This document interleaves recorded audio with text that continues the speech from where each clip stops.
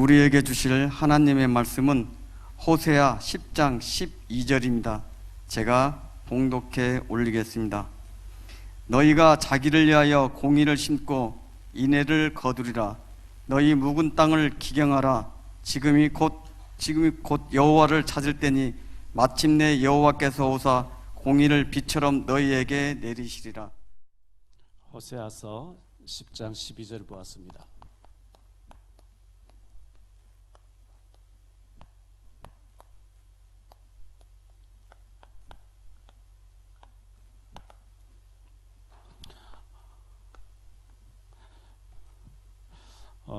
은혜 가운데 2023년도가 저물어가고 있습니다. 이제 2023년이 가고 나면 2024년이 올 텐데요. 하나님께서는 열매를 찾으십니다.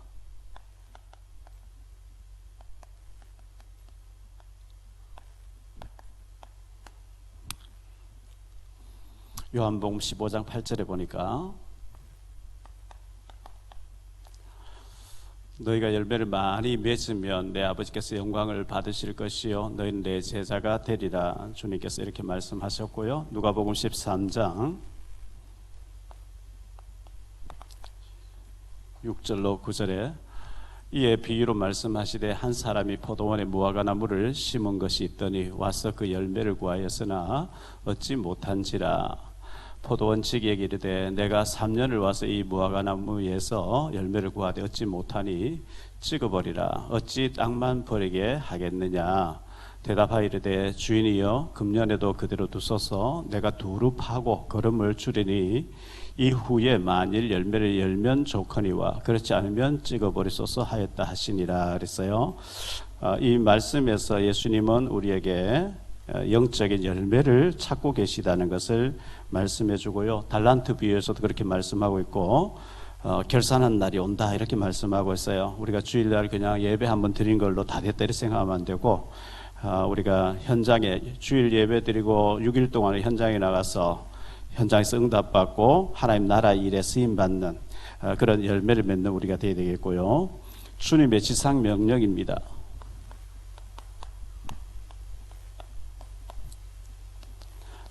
명령 5가지, 부활 메시지 5가지죠. 마태복음 28장 18절로 20절에 보면 갔어, 너희는 갔어 그랬어요. 현장이죠. 현장에 우리는 6일 동안 현장에 있습니다. 가서 또 주일날도 우리가 캠프를 돌아야 됩니다.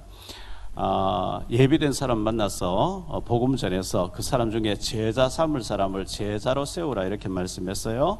마가복음 16장 15절로 20절에 보면 치유 부분이 나오죠. 멀쩡해 보이는데 사실은 다 환자라고 생각해야 돼요. 멀쩡한데 우울증이 있고요, 멀쩡한데 공황장애 있고요, 멀쩡한데 정신에 문제가 있고요. 복음 못 누리면 다 문제가 오게 돼 있어요. 그렇지 않아요? 교회 다녀도 복음 못 누리면 문제 오게 돼 있어요. 그래서 치유, 복음을 전하고 복음이 들어가면 치유가 되면서 제자가 되어진다. 누가복음 24장 13절로 35절에 보면 교회 다녀요. 예수님 3년 동행했어요. 그런데 확신이 없어요. 말과 일에 능한 선지자 정도로 알고 있는 거예요. 그래서 확신 없는 자에게 확신을 주어서 제자로 세워라. 요한복음 21장 15절로 17절에 보면 내 어린 양을 먹이라. 후대들이죠. 후대를 제자 삼아라. 제일 중요한 부분이죠. 이건 너희 힘으로 안 된다. 오직 성령의 권능으로만 된다. 오직 성령 충만 받도록 기도해라. 성령 충만하면은 증인이 되어라가 아니고 되리라, 되어진다 그랬어요. 이게 주님의 마지막 지상 명령이기 때문에 이 부분에 우리가 아무 관심 안 가지고 살면 글쎄요 곤란해질 겁니다. 나는 주님의 지상 명령에, 주님의 명령에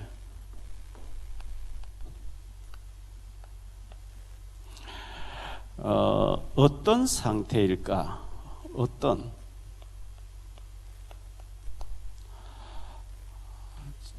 이 중요하게 주님이 지상 명령인 동시에 약속이거든요. 약속.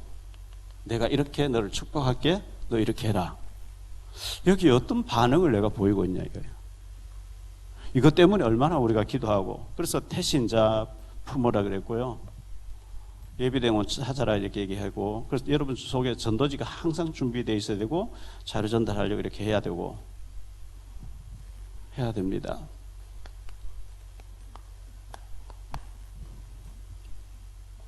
엎으시는 하나님인데요.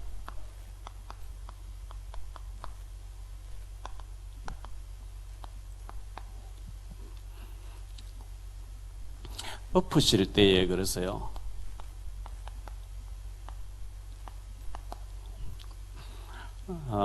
창세기 19장 29절요. 하나님이 그 지역에 성을 멸하실 때에, 곧 롯이 거주하는 성을 엎으실 때에, 소돔 고모라를 말하죠. 유황불로 엎어버렸어요. 하나님이 아브라함을 생각하사 롯을 그 엎으시는 중에서 내보내셨더라. 소돔 고모라의 롯과 그의 가족들이 살고 있는데, 소돔 고모라를 유황불로 엎으실 때에 아브라함을 생각하사, 기도하고 있는 아브라함 생각하사 롯을 건져내셨다. 사사기 7장 13절.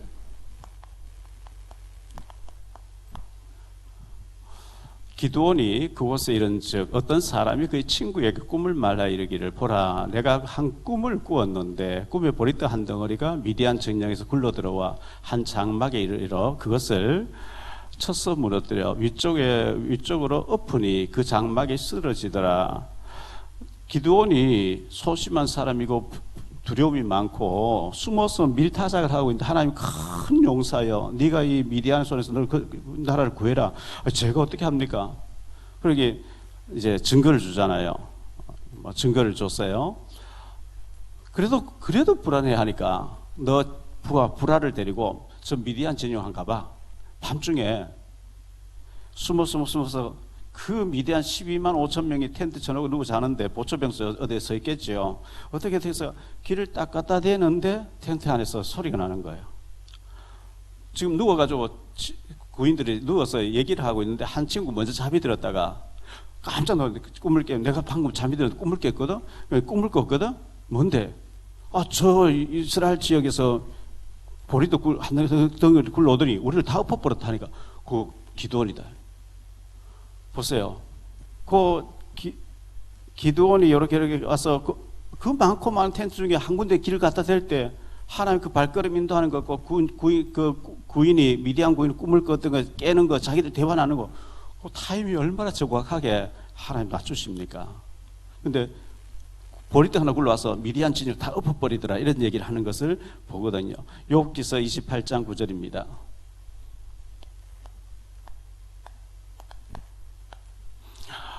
사람이 굳은 바위에 손을 대고 산을 뿌리까지 뒤엎으며 그랬죠. 이사야 26장 5절. 높은 데에 거주하는 자를 낮추시며 높은 성을 헐어 땅에 엎으시되 진토에 미치게 하셨도다.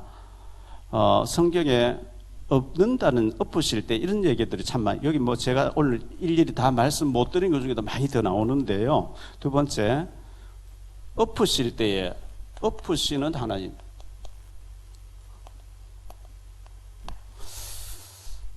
출애굽기 14장 27절이에요. 출애굽기 14장 27절.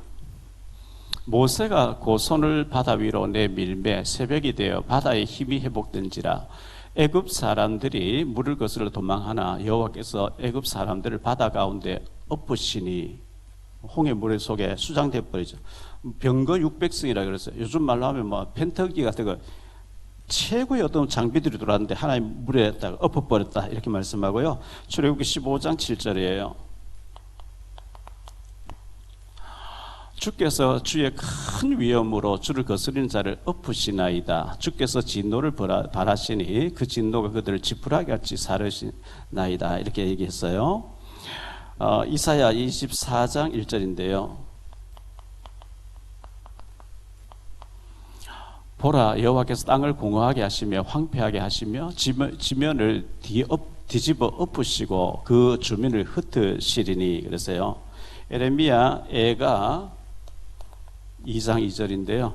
주께서 야곱의 모든 거처들을 삼키시고 긍휼히 여기지 아니하셨으며 노아사 딸 유다의 견고한 성체들을 허물어 땅에 엎으시고 나라와 그 지도자를 욕되게 하셨도다. 이렇게 말씀하고 있어요. 마태복음 21장 12절. 예수께서 성전에 들어가서 성전 안에서 매매하는 모든 사람들을 내쫓으시며 돈 바꾸는 사람들의 상과 비둘기 파는 사람들의 의자를 둘러 엎으시고, 주님이 성전 안에 들어가서 막 의자를 둘러 엎고 흥건개를 뒤엎어 버리고 이렇게 했습니다. 마가복음 11장 15절.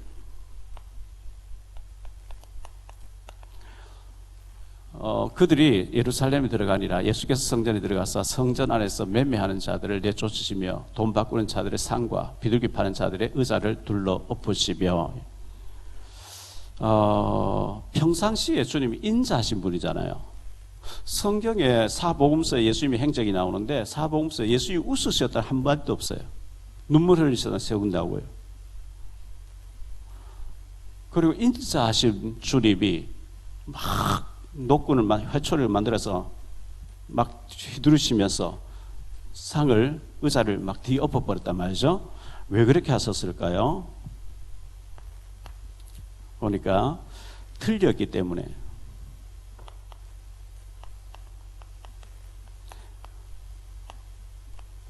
무엇이 틀렸단 말입니까? 틀렸기 때문인데요.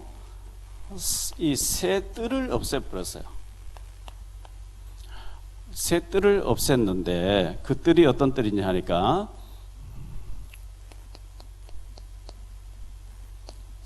내 집은 만민이 기도하는 집이라 했는데 기도하는 뜰을 없애버린 거예요. 그리고 이방인들이 와서 복음을 들었는데 이방인의 뜰을 없애버린 거예요. 아이들이 와서 복음 받고 뛰놀아야 되고 은혜 받아야 되는데 아이들의 뜰을 없애버린 거예요. 이 중요한 성경의 제일 중요한 이 뜰을 없애버리고 거기다가 장사하고 있었어요.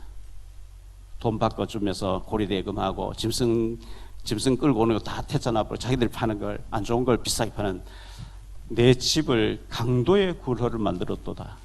독사의 새끼들은 막 예수님이 나온 거예요.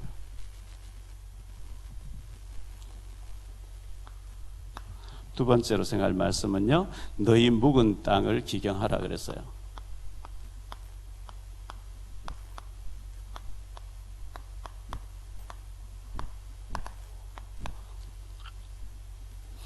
농사 짓는 농부처럼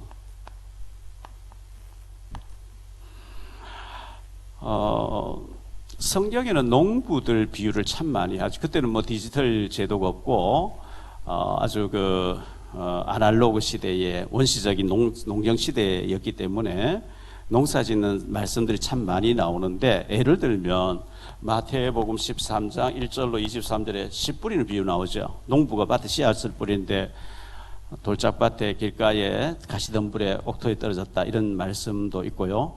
마태복음 21장에 보니까 마태복음 21장 28절로 32절에 포도원 비유가 나오죠. 포도원과 두 아들의 비유. 아버지가 큰아들 보고 오늘 포도원에 가서 일 좀 해라. 가겠습니다 해놓고 안 가버리고, 둘째 아들이 싫습니다 안 갑니다 해놓고 회개하고 뉘우쳐 갔다. 이것도 이제 농부 비유고요. 누가복음 17장에 보니까 누가복음 17장 7절로 10절에 밭에서 일하고 돌아온 종, 중동 지역은 굉장히 덥잖아요. 너무하면 덥거든요. 제가 그 인도의 더운 지역에 가서 전에 합숙훈련하고 얼마나 더운지요. 또 캄보디아, 베트남 더운 데 가서 몇 주 동안 활동하고 나니까 추워도 한국이 좋아요. 한겨울에 추울 때 오니까 얼마나 이 추위가 좋은지 말이죠. 더우니까 쭉 쳐져가지고 사람들이요, 낮에 너무 더워요. 그게 사계절 동안 그리 더우니까 얼마나 사람이 지치겠습니까? 밭에서 종이 하루 종일 일하고 왔는데 주인이 너 수고했구나, 그게 아니고 밭에서 일하고 와서 밥을 지어서 주인이 갖다 바치니까 같이 밥 먹자 그게 아니고 내가 밥 먹을 때가 늦어서 심부름해. 다 이제 먹고 난데 치울 때 이제 했는데 수고했다.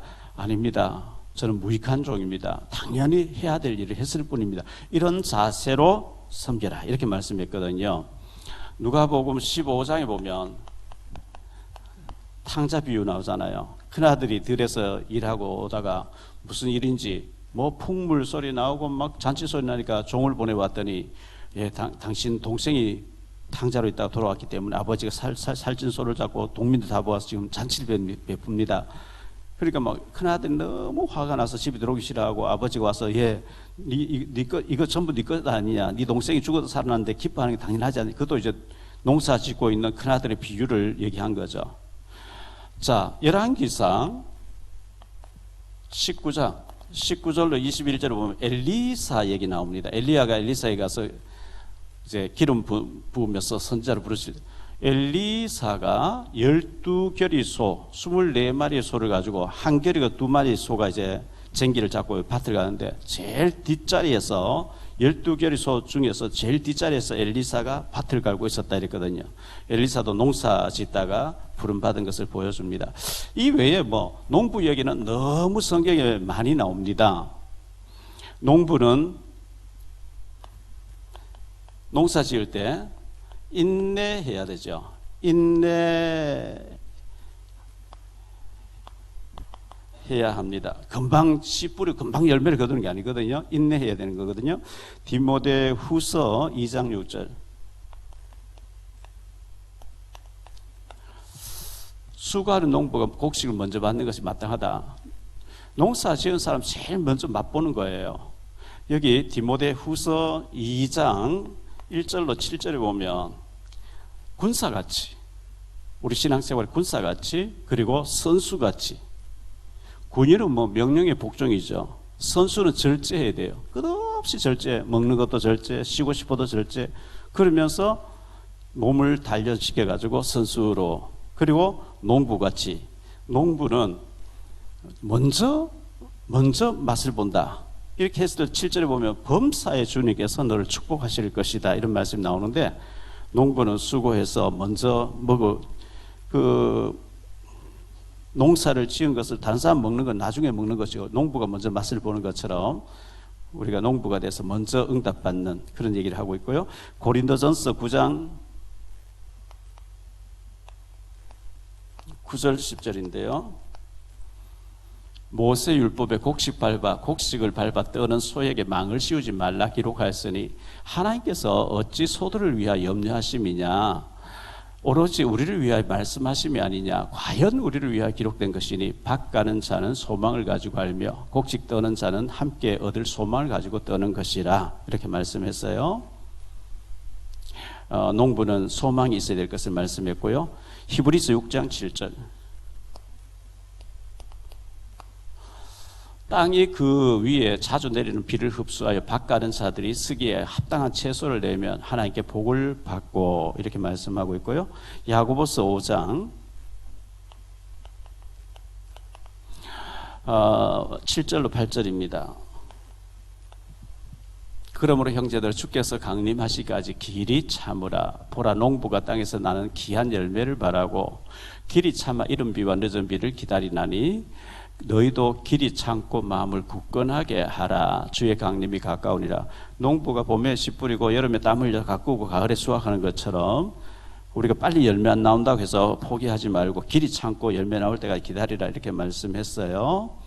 자, 울며 씨를 뿌리는 자는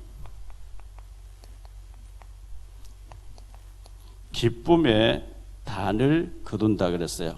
기쁨의 단.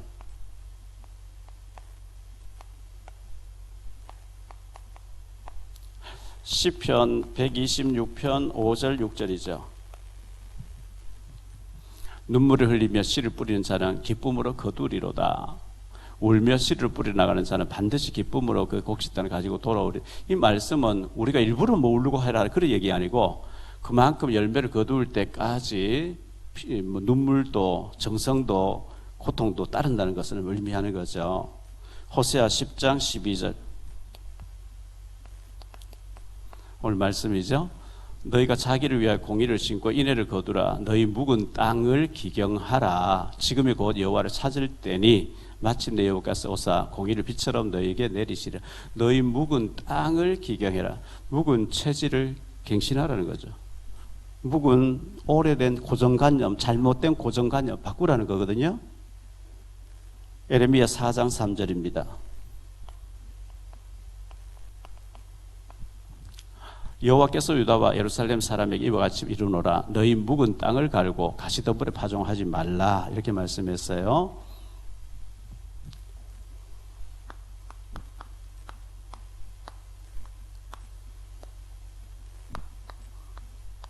너희 묵은 체질을 갱신하라는 거예요.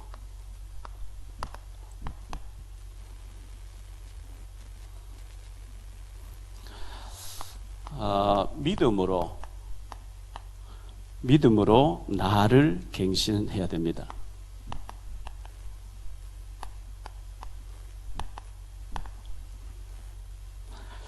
히브리서 11장 6절에 보니까 믿음이 없이는 하나님을 기쁘시게 하지 못하나니 하나님께 나아가는 자는 반드시 그가 계신 것과 또한 그가 자기를 찾는 자들에게 상 주시는 이심을 믿어야 할지리라. 눈물을 흘리며 씨를 뿌린 거 가꾸는 것처럼 우리가 새신자 불신자 찾아가 전도하고 그 사람 또 태워오고 뭐 또 때로는 음료수도 사주고 수고하는데 목사님도 안 알아주고 교회에서도 안 알아주고 내가 돈 쓰고 다니면서 하나님은 알아주셔요. 하나님이 그런 걸 그렇게 그런데 밥 사면서 복음 전하고 음료수 사들고 하고 이랬는데 그런 걸 보시고 하나님 축복하실 이유, 하나님 축복하실 수밖에 없는 씨앗을 심는 거거든요. 우리가 다른 데 다 잘 써요. 쇼핑도 잘하고 뭐 온갖 거 다 쓰면서 헌금할 때는 하나님 안 받는 그런 믿음이 없는 거 가지고 어떻게 우리가 응답받겠어요? 상 주시는 이심을 저는 믿습니다. 믿으시기 바랍니다. 이사야 40장 10절입니다.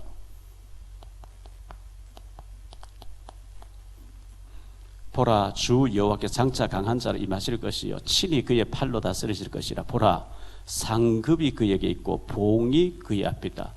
상 주시는 이심을 믿어야 한다. 상이 있다 했는데 상이 있는가 하면 봉도 있다는 거예요. 해야 될 자리 안 하면 봉이 온다는 거예요. 그냥 봉 없이 지나가면 좋은데 마땅히 해야 될 일에 안 하면 징계가 있다는 거예요.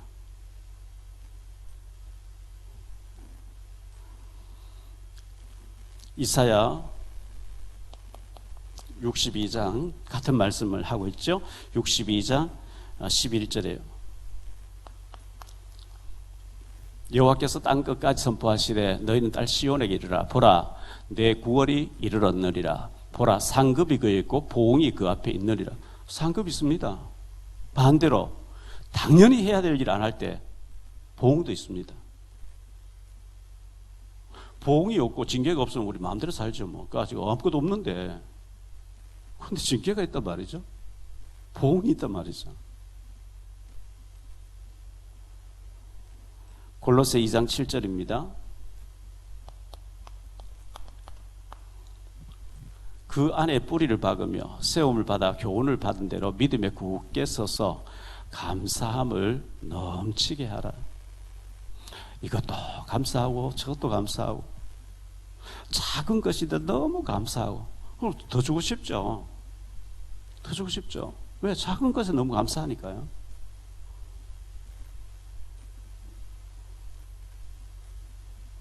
우리에게는 오래된 체질이 있어요. 그걸 갈아엎어야 돼요. 쉽지 않습니다.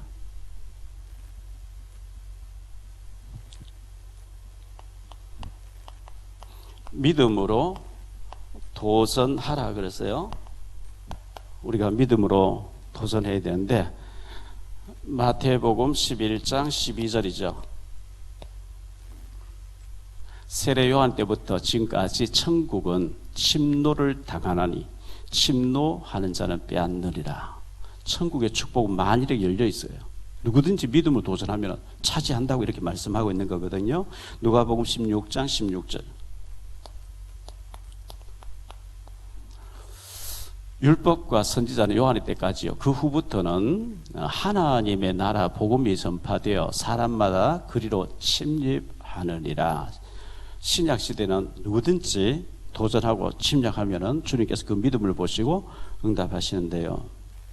찬송가에 보면 우리 찬송 하나 부르십시다. 잠도 올 텐데. 302장이에요. 302장. 반주 좀 하세요, 누가?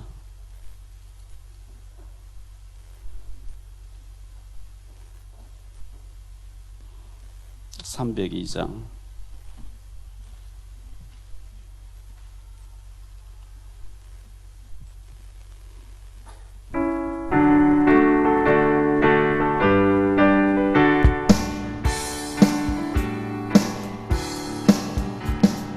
주 하나님 넓고 그 은혜는 저 큰 바다보다 깊다.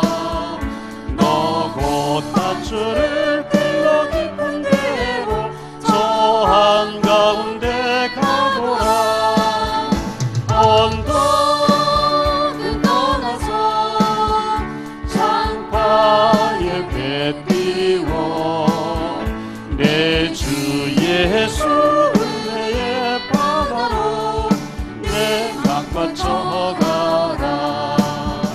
왜 너 인생은 언제나 거기서 저 큰 바다 끝을 보고 그 밑 모르는 깊은 바다 속을 한번 헤아려 보나.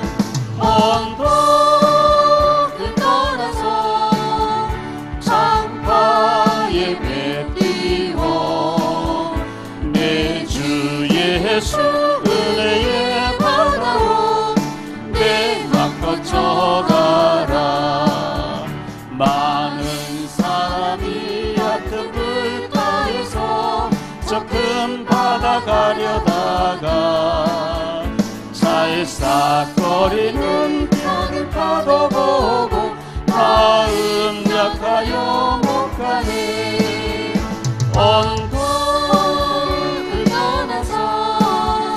장파에 배 띄워 내 주 예수 은혜의 바다로 내 맘 거쳐가라. 자고 가거라 이제 곧 가거라. 저 큰 은혜 바다 향해 자고 내 도를 저 깊은 데로 가라. 망망한 바다로 언덕을 떠나서 장파에 배 띄워 내 주 예수 은혜의 바다로 내 맘 거쳐가라. 아멘. 왜 너 인생은 언제나 거기서 저 큰 바다 물결 보고 그 밑 모르는 깊은 바다 속을 한번 헤아려 보지 않느냐. 많은 사람이 얕은 물가에서 저 큰 바다 가려다가 찰싹거리는 파도 보고 못 간다는 거예요. 우리 김대식 장로님도 우리 또 이재관 장로님도 낚시를 그렇게 좋아한대요. 제가 장기철 장로님 따라서 바다 낚시도 가보고 몇 군데 가봤잖아요. 저 낚시 굉장히 좋아하거든요. 늘 가고 싶어요. 여기 우리 원갈비집 청국장 있거든요. 제가 손님 오면 단대가 비싸고 청국장은 비싸지 않고 아무리 미국에서 오신 손님도 청국장 집에 가요. 자주 가니까요. 손님 모시고 가니까 그 청국장 집의 주인도 그러고 저보고 안 질리세요 이래요. 저 매일 먹어도 또 먹고 싶은데 이랬어요. 안 질리세요? 그 자기들은 짜장면 시켜 먹더라고요. 청국장 질렸는가 봐요. 짜장면 시켜 먹더라고요. 저는 청국장 어제 먹고 아침 먹고 또 가도 맛있어요. 낚시는 언제 가도 재밌고 언제 늘 가고 싶은데 바다 낚시 그 중에 칼치 낚시 딱 하고 나니까 다른 거 시시해서 재미없어요.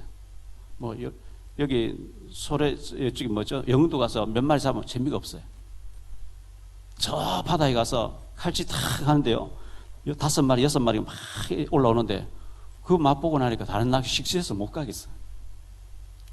그 바다에 무궁무진한 어떤 그 어장이 있는 것처럼 작은 연못가에서 고기 잡을 그 찬송이 막 그런 찬송이 같아요. 찰싹거리는 파도 보고 왜 깊은 바다 속에 어마어마한 것들이 있는 걸 왜 가지 못하느냐. 많은 사람이 얕은 물가에서 적금 바라 가려다가 찰싹거리는 파도 보고 마음 약해서 못 간다 그랬거든요.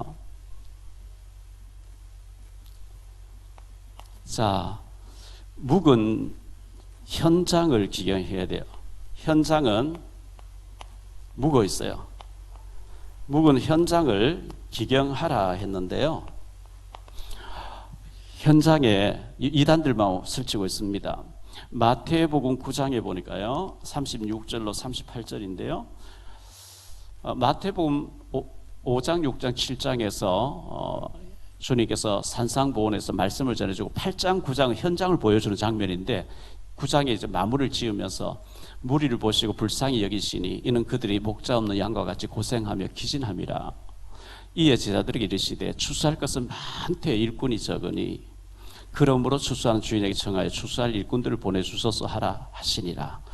추수할 것은 많은데 낫을 대면 되겠는데 일꾼이 없다는 거예요. 요한복음 4장 35절이죠.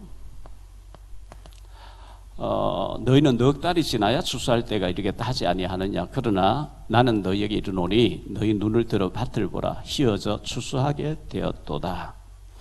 이사야 6장 8절이에요. 내가 또 주의 목소리를 들으니 주께서 이르시되 내가 누구를 보내며 누가 우리를 위하여 갈고 하시니 그때 내가 이르되 내가 여기 있나이다 나를 보내소서 하였더니 그랬어요. 현장에 가서 복음으로 우리 기경해야 되고요. 그 북한의 마을의 그 비참한 모습들을 제가 이제 여기저기 몇 군데 보내주는 건 한재호 기자님이 지금 KBS에 정년퇴직 2년을 앞두고 고참이 돼 있었는데 보냈더니 목사님 정말 북한 생각한 마음이 너무 아려요. 복음이 아니면 저 주체 사상 누가 바꾸겠습니까? 복음밖에 없습니다. 그렇죠. 복음 아니면 다른 걸로 안 돼요. 완전히 중독되어 있기 때문에. 그래서 복음만이 살 길인데 엎으시기 전에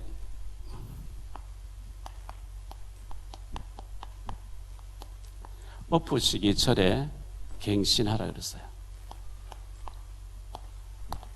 하나님 엎어버리면 굉장히 곤란해지거든요. 엎으시기 전에 우리 갱신해야 되고요. 두 번째로 묵은 체질을 갱신하라.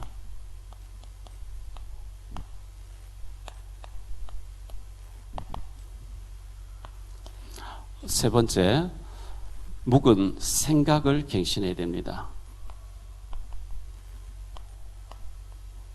안 돼. 안 될 거야. 이거 바꾸셔야 돼요. 주님이 안 되는데 우리 보고 억지로 이를 갈면 살아. 아니거든요. 우리는 할 수 없어요. 가서 여리고 돌면 하나님 무너지게 한다니까요. 우리는 아예 안 믿고 안 가잖아요. 가서 믿으면 돌아라는 거예요. 아무 불평불만 하지 마. 그냥 돌아. 자, 농부가 농사 지을 때 봄가리가 있어요. 봄가리가 있고 가을가리가 있어요. 이 가리가 뭐냐 하면 땅을 뒤집어 엎는 거예요. 엎어야 뭐 심거든요. 봄에 봄가리, 가을에 가을가리, 땅을 갈아엎어요. 우리 생각을 갈아엎어야 돼요. 우리가 안 하면 주님이 엎어버린대요. 주님이 억지로 엎으시면 아파요. 알아서 기는 게 좋아요. 수준 높은 얘기를 알아들으실려면 모르겠어요. 너희 묵은 땅을 기경하라. 묵은 체질을 기경해라. 생각을 바꾸라는 거거든요. 어느 정도냐? 언약 붙잡은 자 가는데 홍해 갈라버려 하나님께서. 아말렉 나타나면 아말렉 다 없애버린 거죠 하나님이. 언약 잡은 자 가니까 당연히 요단 갈라져야죠. 당연히 열리고 무너져야 되는 거죠. 당연히 태양 달도 멈추는 거예요. 왜? 언약이니까. 우리가 하는 게 아니고 약속을 붙잡고 가면은 하나님의 능력으로 역사하실 줄 믿습니다.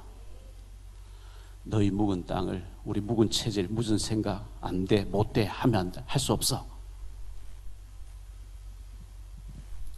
무기력, 무능력, 무응답, 성령이 역사하면 될 줄 믿습니다. 성령의 권능을 힘입어야 돼요. 그래서 기도가 필요한 것이고, 그래서 말씀 필요한 거거든요.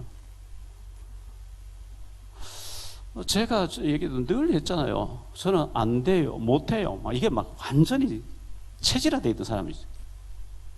신화가 있으면서도 내가 무슨 주에서 일하냐고 늘 울었어요. 왜? 하나님 왜 나를 안 될 나를 불렀습니까? 그게 어느 날 생각이 바뀌는 거죠. 하나님 하시면 된다. 이게. 생각 바뀌니까 몸이 따라오기 시작하는 거예요. 움직이기 시작하는 거예요. 나는 안 되니까 주님이 필요하잖아요. 내가 잘하면 주님 뭘 필요해요? 우리는 들어가나 그 희겨 그게 못해요. 하나님이 하시면 될 줄 믿습니다. 그 믿음으로 가는 거예요. 그 믿음으로 가면 요단도 갈라지고 홍해도 갈라지는 거고요. 도저히 될 수 없는 게 되는 거예요. 그래서 그리스도 이름 앞에 안 되는 게 없어요. 현장이 묵은 땅에 대해서 잡초가 무성한데 우리 가서 복음 들고 나가면 기적이 뭐 다른 게 기적이 아니고 저는 제 자신이 기적이에요. 제가 목사로서 이 자리에 설 수 있는 인격도 안 되고 능력도 안 되는 사람이에요. 제 밥 하나 먹는 게 해결 안 될 사람이에요. 원래 그래요. 그런데 주님의 능력 믿으니까 저를 통해서 주님이 일해 가시는 거거든요. 제가 여기 자리에 서 있다는 자체가 기적이고요. 우리 교회 여기 있다는 자체가 기적이에요. 맞습니까? 너무 귀한 장로님들과 너무 귀한 분들이 저를 만나서 같은 배를 타고 우리가 이 천국 가는 항공모함을 타고 우리가 이 자리에서 같이 복음 나누고 있다는 그 자체가 기적인 거죠. 항공모함이 뭐 파도 좀 온다고 안 가고 그렇습니까? 잠수함이 뭐 파도 좀 친다고 뭐 못도 그런 거 없어요. 항공모함은 아무 상관이 없어요. 바다는 고요하다가 갑자기 또 파도 치다 또 계속 움직여요. 항공모함은 아무 상관없이 그냥 다 가는 거예요. 왜? 300m 넘는 항공모함, 비행기 편탱기를 막 수십 대 싣고 다니는 거예요. 웬만한 나라의 국방력보다 더 센 걸 싣고 다니는 거예요. 항공모함 상관이 없어요.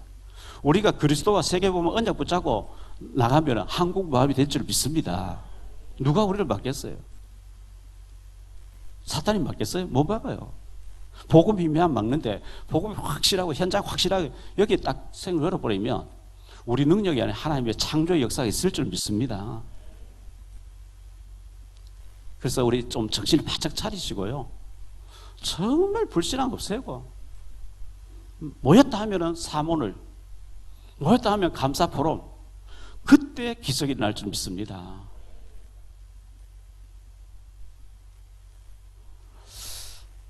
수영로 교회 정필도 목사님 한 2년 전에 3년 전에 돌아가셨죠. 천국 가셨는데 대구신학교에 그분이 2번 와서 개강 예배 집회를 2주 했어요.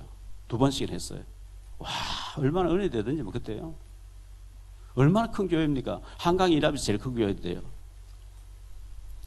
당회를 했는데 그 정필도 목사님 얘기입니다. 당회를 했는데 그 다음 주 되면 이 장로님 집에 돌아가서 막 부인 권사님들 얘기가 이게 막 소문이 퍼져가지고 당회에 있는 얘기가 너무 이제 막 와전이 돼지고 그래서 장로님 각서를 다 받았대요. 당회에 했는 얘기를 누설하면은 제명시키는 걸로. 근데 누설돼서 한 사람 진짜 제명해버리니까 일절 조용해지더라고요. 2번 다시 말이 안 새나가더라고요. 왜? 제명 하나 시켜버리니까. 진짜 불신앙 얘기하는 사람 뭔가 조치를 해버려야 흑암이 꺾여버리거든요. 왜 모이면 비싼 밥 먹고 교회 와서 불신앙 얘기로 끝나는 게 아니라 그 불신앙 얘기 들으면서 사람 다 병들어 버린다니까요. 적은 누리가 온돌 퍼지듯이 모였다 하며 불평불만. 불평할 게 어디 있습니까 우리 교회에. 감사를 넘치도록 해야 될 줄 믿습니다. 감사할 때 흑암이 꺾이는 거예요. 이것도 감사하고 저도 감사. 자, 한동훈 장관이 이번에 참 잘하는 것 같아요. 자기는 전국구도 안 하고 지역구도 안 하겠다. 자기 혼자 내가 먼저 희생하게 그러면서 험지로 가라. 아니면 뭐 물갈이 해라. 자기 희생하니까 누가 그거 대꾸해요? 제가 희생하지 않고 저는 헌금 하나도 안 하면서 하라. 누가 하겠어요? 우리가 마음을 원내서 해버리면 못할 일이 없는 줄 믿습니다. 그래서 정말 흑암이 꺾이고 불신앙 꺾이고 모였다면 감사 포럼하고 사모를 포럼하고 새 분위기가 그렇게 가야 하나님 기뻐하실 줄 믿습니다. 너희 묵은 땅을 기억하라. 하나님 얻기 전에 스스로 갱신하라는 거예요. 정말 우리가 새해에는 갱신하고 감사 넘치게 하고 서로 모였다 하면 하이파이브 하면서 격려하고 그게 교회 잔치고 교회 오고 싶고 갔다 하면 수근수근 갔다 하면 막 비난하고 그거 아닙니다. 사탄이 속는 거예요. 우리 교회가 막 1억씩 2억씩 막 19대로 뭐 억 단위로 하라는 것도 아니잖아요. 제가 볼 때 우리 교회 뭐 몇 명 되지도 않지만 원내에서 딱 되어지면 못할 일 없어요. 반드시 그렇게 되게 하실 줄 믿습니다. 기도하겠습니다. 주님 감사합니다. 너희 묵은 땅을 기경하라 그랬습니다. 묵은 땅도 기경해야 되지만 묵은 체질을 기경해야 될 줄 믿습니다. 묵은 생각을 기경하고 믿음을 기경하고 정말 언약을 굳게 붙잡고 우리가 주님 바라볼 때 언약 붙잡은 자가 나갈 때 언약 개를 메고 나가는 자의 앞에 요단도 갈라지고 여리고도 무너지고 태양도 날도 멈추는 기적적인 하나님의 초능력 역사가 있을 줄 믿습니다. 새해에는 우리가 정말 응답받는 교회에 오고 싶어지고 잔치집 같은 축제장이 되는 우리 사랑의 교회가 되어질 수 있도록 은혜 베풀어 주옵소서. 연약한 자들이 와서 힘을 얻고 낙심했던 사람이 와서 소망을 가지게 되고 정말 고통당하던 사람이 와서 치유받게 되는 은혜의 성전이 될 수 있도록 주님 축복 내려 주옵소서. 앞장서 수고하시는 교육자분들과 중직자분들 축복해 주시기를 원하고 모두가 성령 충만한 가운데 오직 하나님께만 영광 돌리는 우리 사랑의 교회 모든 가족들 다 되어지게 축복해 주옵소서. 주 예수 그리스도 이름으로 축복하며 기도하옵나이다.